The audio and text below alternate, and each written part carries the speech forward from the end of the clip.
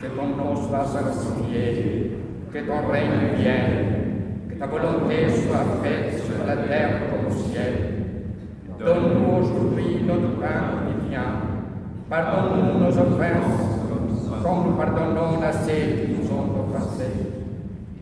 Ne nous induis pas en tentation, mais délivre-nous du malin. Car c'est à toi qu'appartient le règne, la puissance et la gloire, Père, Fils et Saint-Esprit, dès maintenant et à jamais, au siècle des siècles.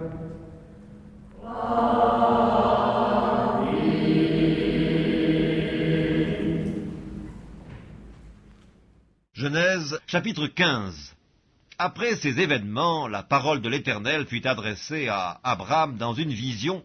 Il dit, « Abraham, ne crains point, je suis ton bouclier et ta récompense sera très grande. » Abraham répondit, « Seigneur Éternel, que me donneras-tu? Je m'en vais sans enfant, et l'héritier de ma maison, c'est Eliezer de Damas. » Et Abraham dit, « Voici, tu ne m'as pas donné de postérité, et celui qui est né dans ma maison sera mon héritier. » Alors la parole de l'Éternel lui fut adressée ainsi, « Ce n'est pas lui qui sera ton héritier, mais c'est celui qui sortira de tes entrailles, qui sera ton héritier. » Et après l'avoir conduit dehors, il dit, « Regarde vers le ciel et compte les étoiles, si tu peux les compter. » Et il lui dit, « Telle sera ta postérité. » Abraham eut confiance en l'Éternel, qui le lui imputa à justice.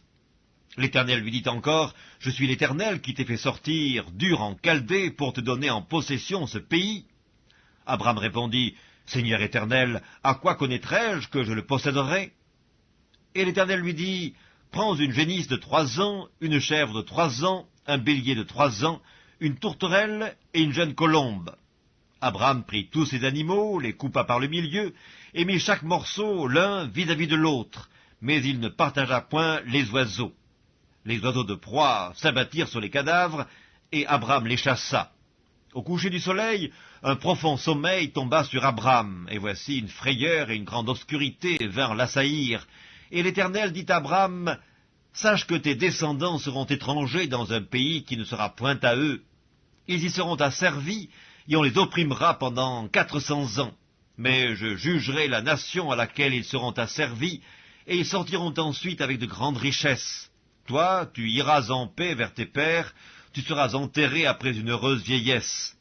À la 4e génération, ils reviendront ici, car l'iniquité des Amoréens n'est pas encore à son comble. » Quand le soleil fut couché, il y eut une obscurité profonde, et voici ce fut une fournaise fumante, et des flammes passèrent entre les animaux partagés.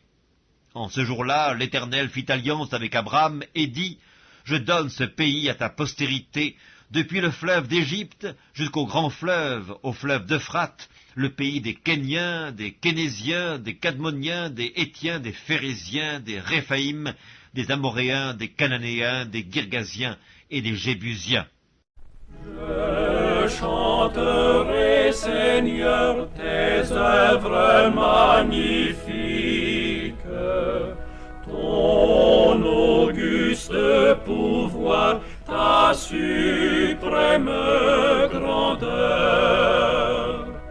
Au concert de tes saints, j'unirai les cantiques que pour toi me dicte mon cœur, que pour toi me dicte mon cœur. Oh, que de l'Éternel la parole est féconde, l'univers fut jadis l'ouvrage de sa voix. Il dit les éléments, le ciel, la terre et l'onde, du néant sortent à la fois, du néant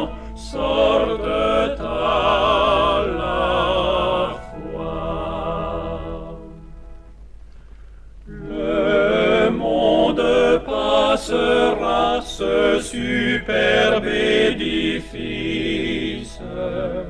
Un jour s'ébranlera jusqu'en ses fondements.